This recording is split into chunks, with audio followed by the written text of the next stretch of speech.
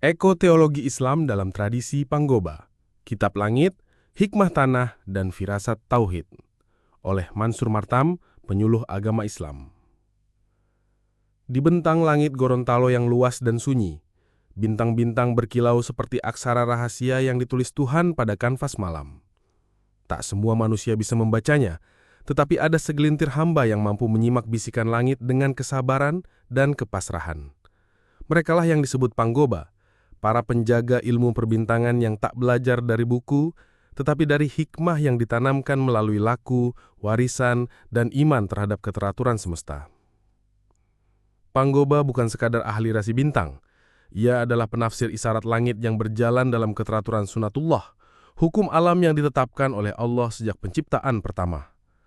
Dalam laku Panggoba, membaca bintang bukan berarti menduga nasib atau menyekutukan Yang Esa, melainkan menyelami tanda-tanda kekuasaannya, sebagaimana firman Allah dalam Al-Quran. Dan dialah yang menjadikan bintang-bintang bagimu, agar kamu menjadikannya petunjuk dalam kegelapan di darat dan di laut.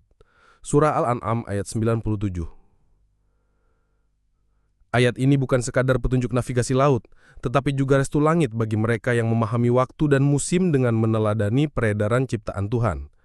Maka ilmu Panggoba adalah bentuk penghayatan terhadap ayat-ayat kauniyah, tanda-tanda kebesaran Allah yang terhampar di langit dan bumi. Langit sebagai mushaf alam. Dalam ilmu Panggoba, ada 4 bintang utama yang menjadi penentu waktu tanam: Totokia, Tadatau, Otolua, dan Maluo. Keempat bintang itu tak dipuja, tetapi dijadikan pedoman, sebagaimana para pelaut dahulu menatap bintang untuk mencari arah pulang. Ketika bintang-bintang itu muncul di langit pagi atau senja, Panggoba pun membaca waktunya, apakah tanah sudah waktunya diolah, benih ditanam, atau panen disiapkan. Ilmu ini bahkan membedakan antara tanaman yang tumbuh di bawah tanah, yang muncul di tengah batang, hingga yang menjulang di atas batang. Masing-masing punya waktu tersendiri, dan tak boleh ditanam semaunya. Karena dalam pandangan Panggoba, menanam bukan hanya urusan produksi, tetapi ketaatan terhadap ritme alam yang ditetapkan Tuhan. Mengganggu ritme itu berarti menantang keseimbangan yang telah ditakarnya dengan adil. Mereka membaca posisi bintang berdasarkan sudut peredaran langit: timbung 0 derajat, naik 45 derajat, puncak 90 derajat, condong 135 derajat. Tak ada perhitungan digital, tetapi ada kefasihan batin yang ditajamkan oleh waktu dan ketundukan. Panggoba bukan sekadar menghitung hari, tetapi menyelami waktu sebagai bagian dari takdir dan amanah Tuhan kepada manusia sebagai khalifah di muka bumi. Merawat dengan doa dan daun. Pengetahuan Panggoba tak berhenti pada waktu tanam. Mereka juga tahu bagaimana menghalau hama, bukan dengan racun, tapi dengan ramuan alam yang penuh kasih: kayu wangi, air kelapa muda, dan bebatuan harum. Semuanya diracik bukan hanya untuk membunuh, tapi untuk menenangkan alam yang sedang terganggu.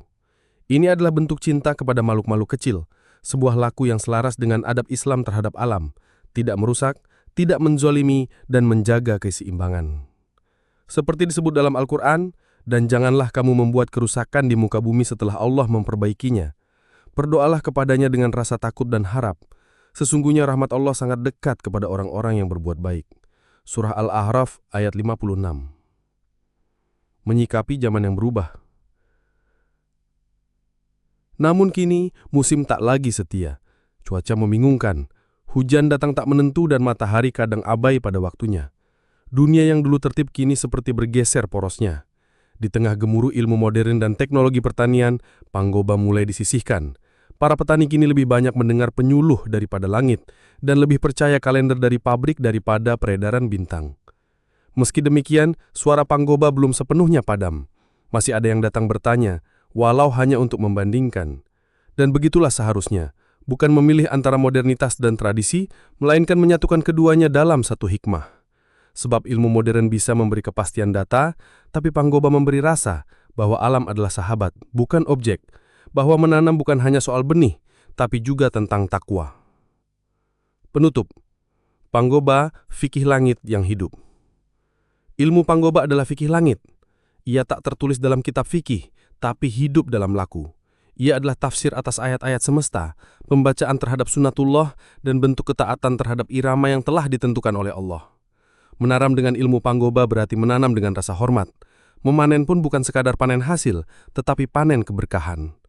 Kini meski banyak panggoba telah tiada dan langit sudah jarang ditatap, semangatnya tetap hidup.